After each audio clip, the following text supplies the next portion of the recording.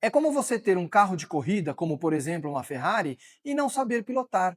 Equipamentos são só ferramentas. Elas podem ter mais ou menos recursos, mas ainda assim são só ferramentas. Quantas vezes eu já ouvi isso? Minhas fotos não ficam boas. O que eu posso garantir é que na maioria das vezes não é falta de talento. Eu já analisei centenas de fotos dos meus alunos e eu vou te listar 4 problemas que eu encontro em quase todos os trabalhos que eu vejo por aí. Pode ser que você esteja fazendo algum deles. E eu vou te ajudar a tirar essas dúvidas de maneira prática e não importa o seu nível de conhecimento. Porque você pode ter câmera e lente top e ainda assim as suas fotos saírem claras, escuras, enfim, um monte de problema. O que nos torna bons fotógrafos é o que e como você usa essas ferramentas. Para de queimar sensor fazendo um monte de fotos para ver se salva uma. Para de comprar equipamentos antes de estudar. Para de usar o verdinho aqui, o automático da sua câmera e começa a usar o modo manual sem sofrer. E decide se você vai usar JPEG ou RAW com lógica e conhecimento. Ah, uma dica super importante aqui. Se você estiver encontrando uns pontinhos pretos na sua foto,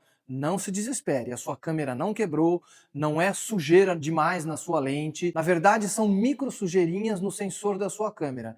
Isso é super fácil de resolver, leva na assistência, eles fazem uma limpeza e a sua câmera vai ficar sempre em dia. Então se você curte esse tipo de dica e conteúdo bom, já se inscreve aí no canal e deixa o sininho ativado, porque toda semana tem vídeo novo. Eu sou Paulo Oimura, fotógrafo profissional e professor de fotografia há quase 30 anos, e aqui no meu canal você aprende fotografia de um jeito simples e na prática. Confia no tio. Então agora pega papel e caneta aí para você anotar e não esquecer nunca mais o que eu vou te falar aqui. O erro 1. Pare de ficar tirando um monte de foto da mesma cena.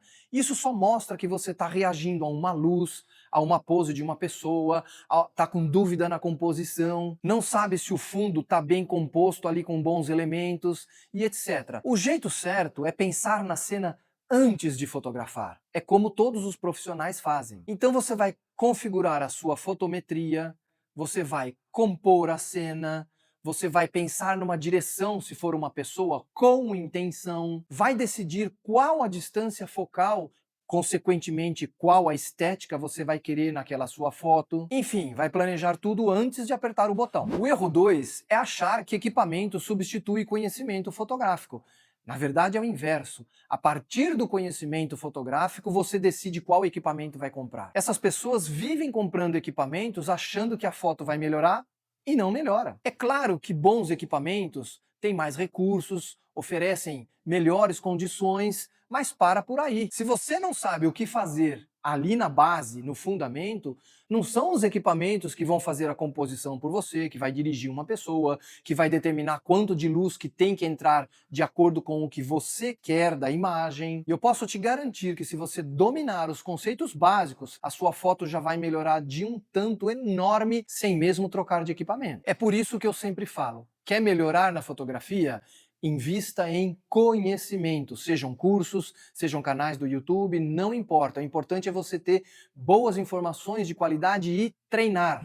No erro 3 é aquele clássico, compra uma câmera semi-profissional, uma profissional e deixa aqui no verdinho no automático. O problema é que você deixa de usar todo o potencial de recursos que a sua câmera oferece e isso vai afetar diretamente na sua estética. Quando está no automático, basicamente a sua câmera é um grande celular. Então, para facilitar o seu raciocínio, você pode usar esses modos aqui conforme a sua necessidade. Se a sua cena tem movimento e as suas fotos estão tremidas, você pode usar a prioridade de velocidade. Se você quer um fundo mais desfocado, você pode usar esse aqui, que é a prioridade de abertura. Se está saindo muito claro ou muito escuro, você tem que controlar melhor a fotometria. E aí eu vou deixar 2 links aqui embaixo, um vídeo sobre fotometria e o outro vídeo sobre como interpretar o histograma. São bem completos, você vai entender de vez esse assunto. E me diz aqui embaixo nos comentários se você quer que eu faça um vídeo só sobre essas prioridades de abertura e de velocidade. Se tiver bastante comentário, eu gravo esse vídeo. O erro 4 é uma dúvida que muita gente tem e eu também tinha quando mudei do filme para o digital. Eu uso JPEG ou eu uso RAW? Eu tenho como regra pessoal usar somente RAW, mesmo que eu vá entregar para o meu cliente a foto em JPEG, porque RAW em inglês é cru,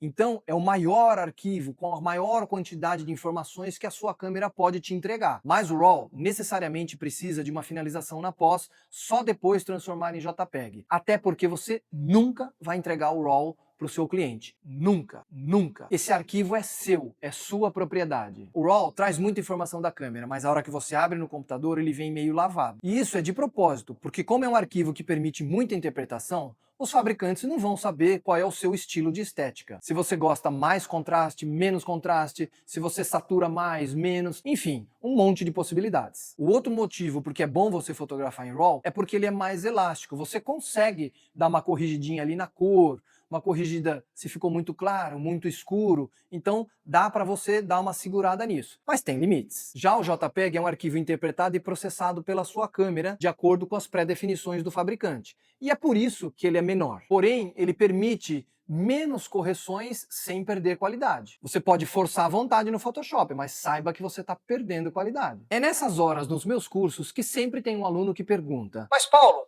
se o RAW é bom, qual a vantagem de usar JPEG? Muita calma nessa hora, porque existem situações que o JPEG é muito melhor, como por exemplo, um jogo de futebol ao vivo, Olimpíadas, que essas fotos precisam ser clicadas ali no campo, ali no estádio e já mandar para uma redação, para uma rede social. Você não vai conseguir mandar em RAW, então você já faz em JPEG, escolhe um dos presets e despacha ela imediatamente. Então você escolhe o tipo de arquivo conforme a sua necessidade.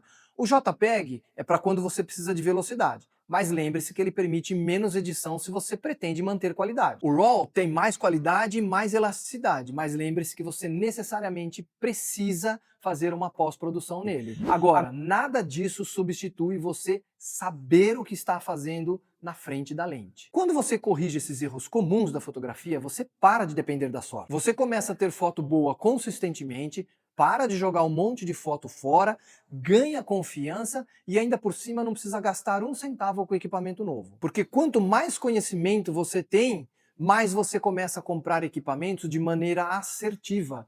Ou seja, você só compra aquilo que você precisa para o seu momento.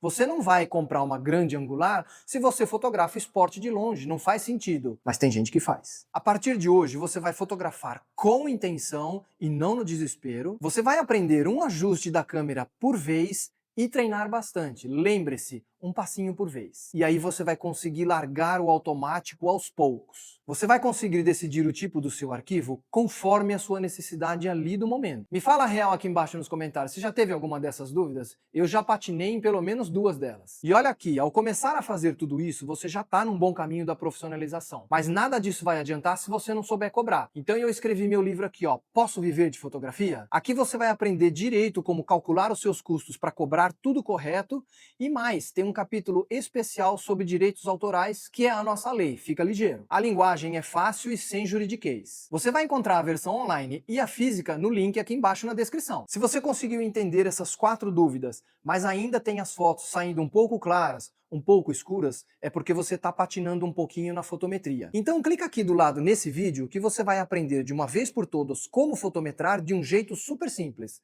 Bora lá?